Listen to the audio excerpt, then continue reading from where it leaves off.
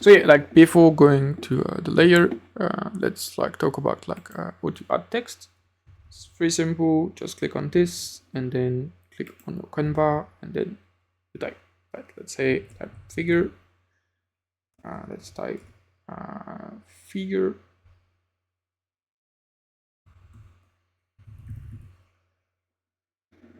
Okay. It seems that I do not know what to type figure, so let's try figure. And as you can see, I do not know how to type figure.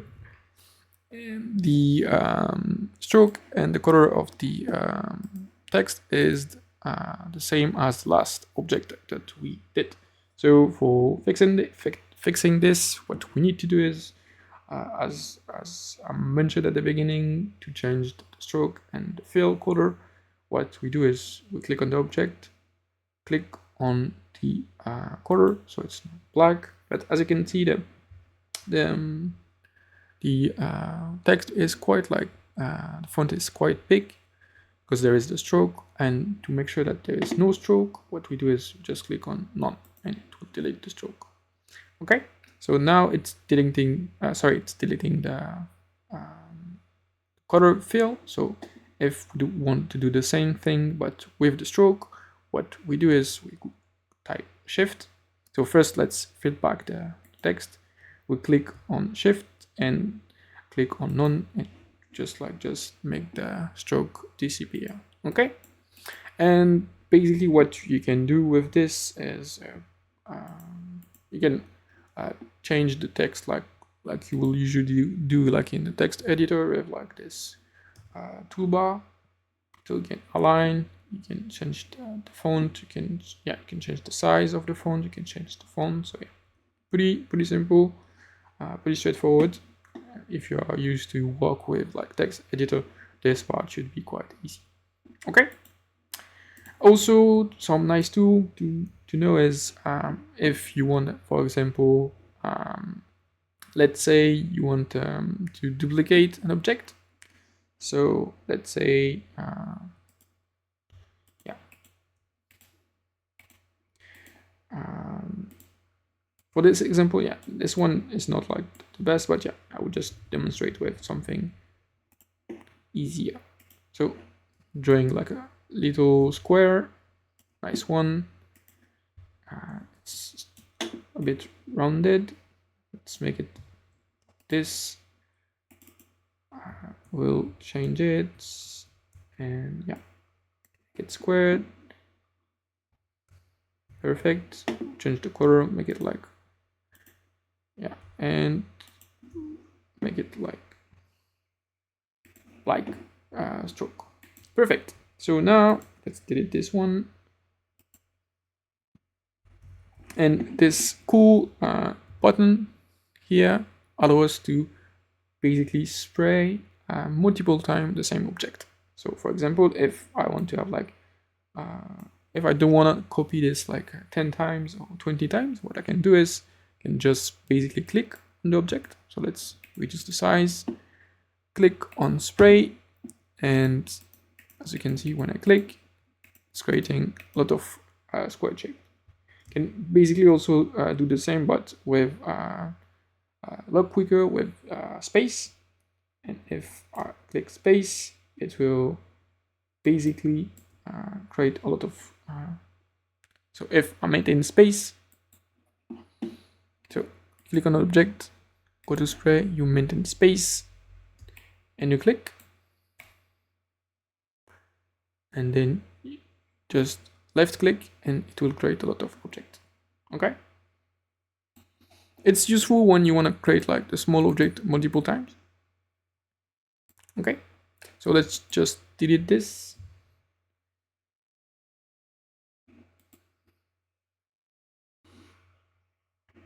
Yeah, it's taking a bit of time because there's like a lot of shapes now. Okay, great. So the basic of this, so maybe, yeah, this one connector is quite nice also. So for example, let's say you want to make like some kind of diagram.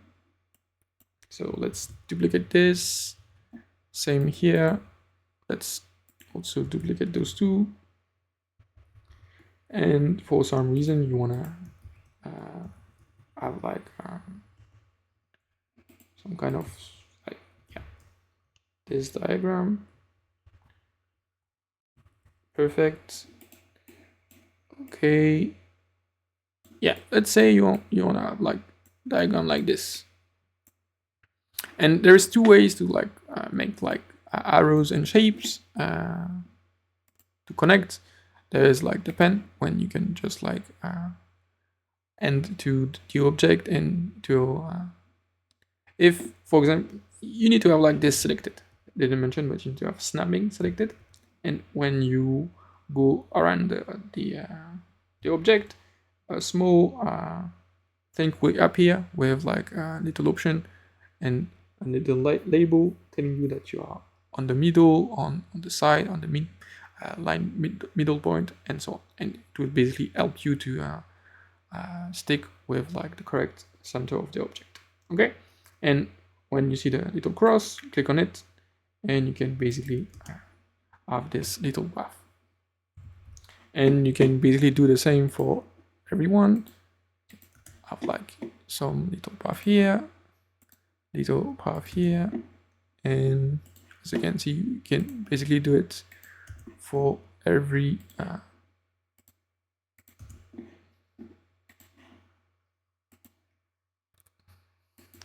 example. Yeah, now this is a great example since we started this path with do entity. This is creating some kind of shape, and if we do not want this shape to be appearing with the color, what we do is we just delete the actual fill color, and we go to none, and we just let the stroke, and we will have like those two nice line. Okay, so as you can see, we have those two lines. We can also instead of using the pen tool, use the selector tool. Same, it will basically do the same thing. So we go to here, select the tool, and this is basically the same, and you just like connect this here, same way here.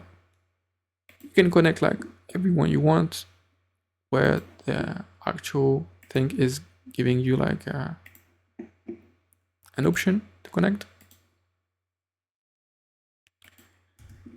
And something interesting about this option is that when you move, the selector move with it. But if you do it with like the normal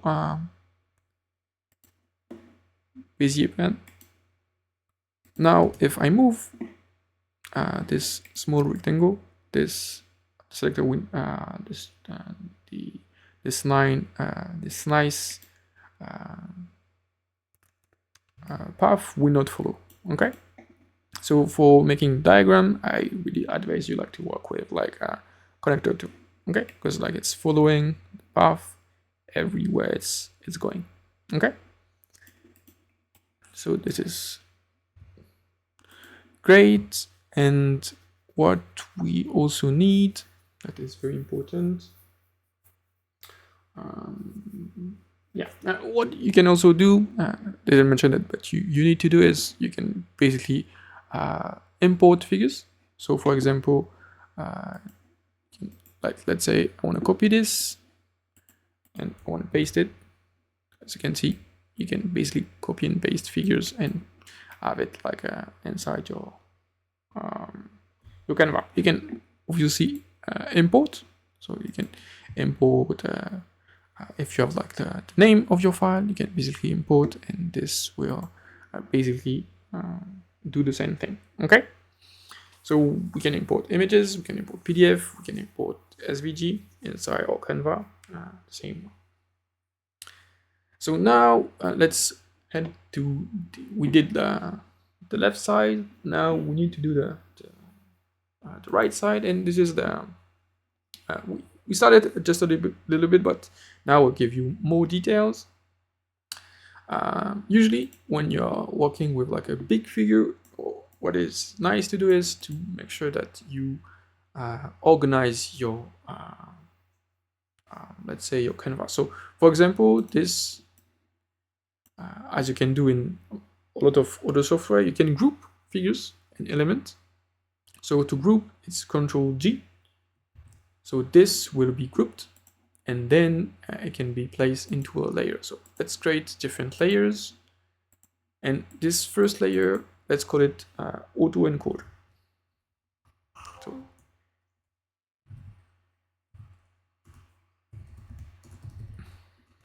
okay, the second layer, what we can do is we call it this, we can call it this background, for example. And let's like name it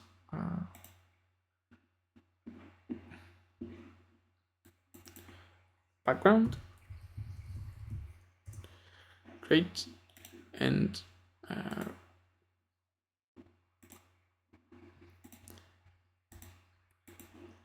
let's have like this one, we can name it like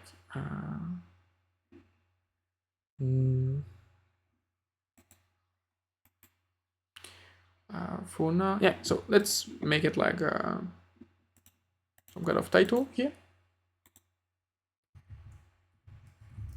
Fear title. Same issue. Need to figure title, and let's say we can have like so it's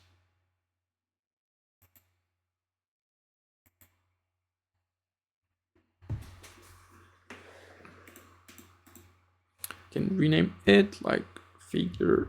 Let's name it like title. And this one can be, for example, some kind of legend here. So let's make it like white, maybe. Yeah, white with some type. And we can have basically like those elements inside, and we can just like, let's just duplicate this and call it legend.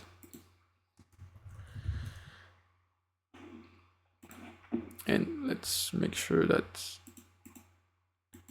yeah, as you can see, when I click, I'm selecting different element, and I see what I'm selecting, and this is the title, so this one need to stay, but this one need to go to the layer 4 that we call, this one we called legend.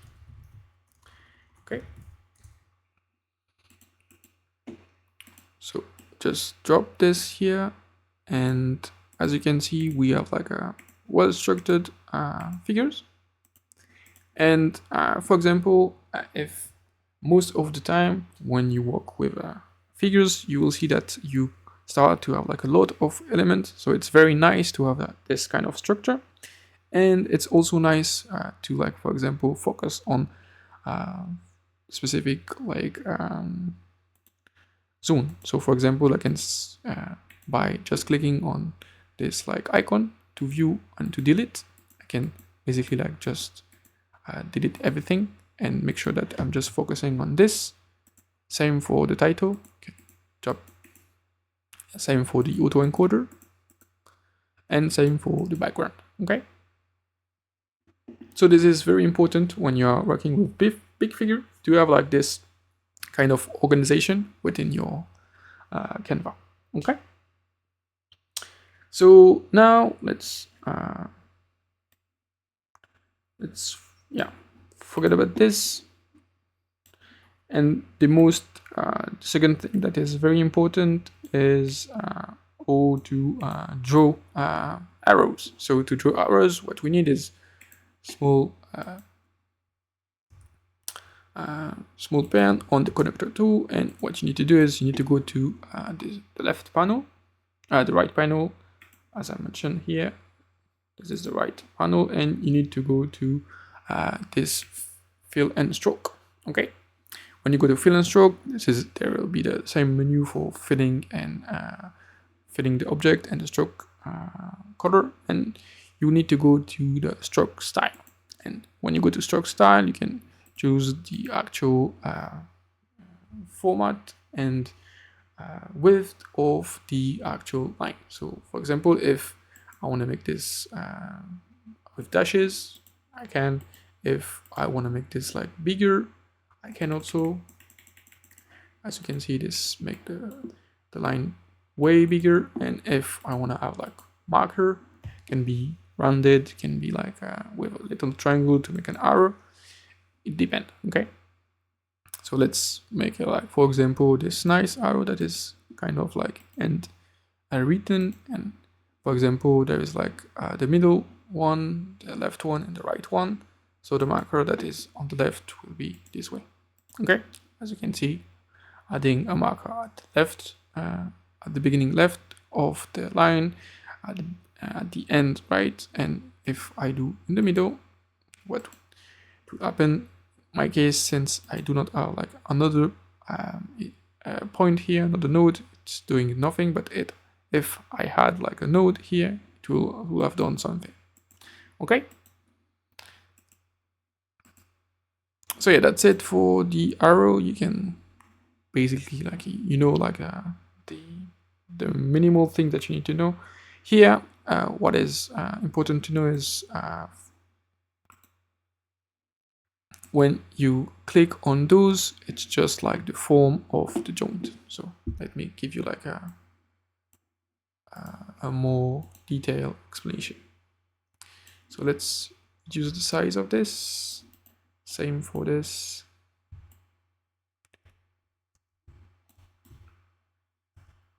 Yeah. And when we basically so let's draw something like this. Let's delete the color. Yeah. And if we do, as you can see, the corner was changed. Yeah, you can have like straight corner, and you can also have the cap change.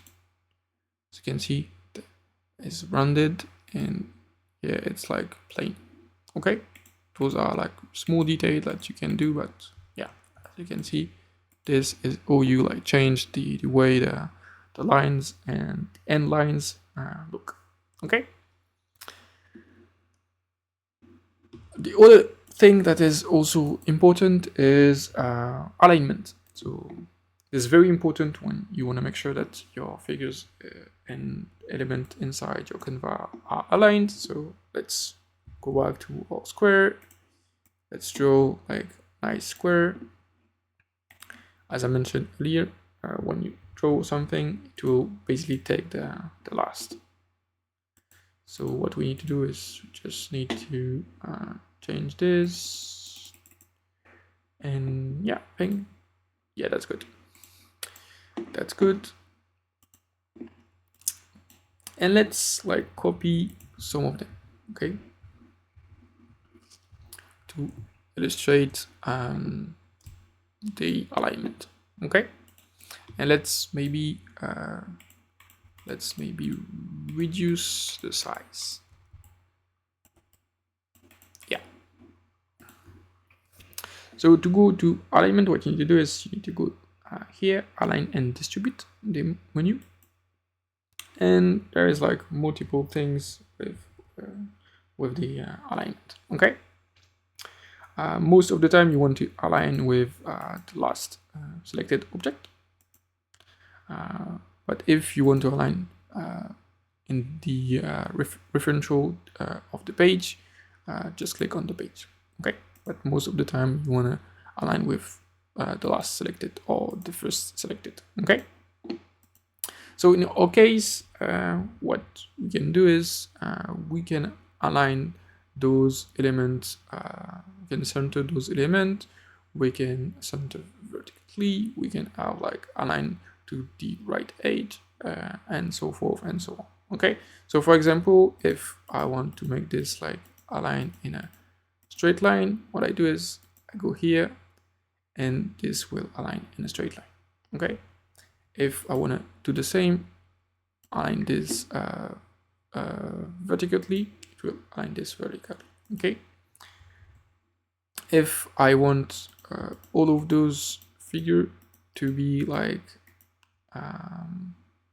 on the let's say align right edge, the last object, so everything will be here. Sorry, everything will be as I mentioned, will be on the right edge of the object and align to the left, so the left is here. And if I want to outline the same but in the other side, click here. If I want to have like directly on the edge, since it's the same object, it will be on top of it.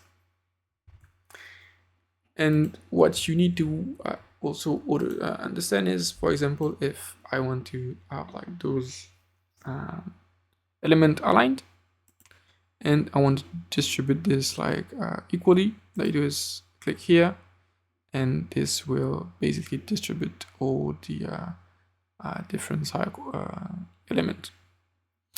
And if I want to have like bigger overlap, what I do is just like give those bigger overlap. Okay.